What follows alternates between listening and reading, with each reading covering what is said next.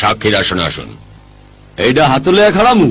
না না, আপনাকে সাক্ষী দিতে হবে। এখনো মই বুঝতে আছি না তুমি কি বলতে আছো। এখানে বসুন।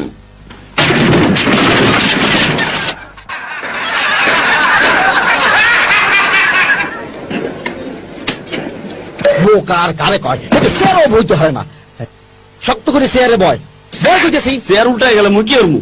চুপ করে বাস, তোর মাথায় আমায় দিতে না। চল দাঁত দিয়ে আইস না।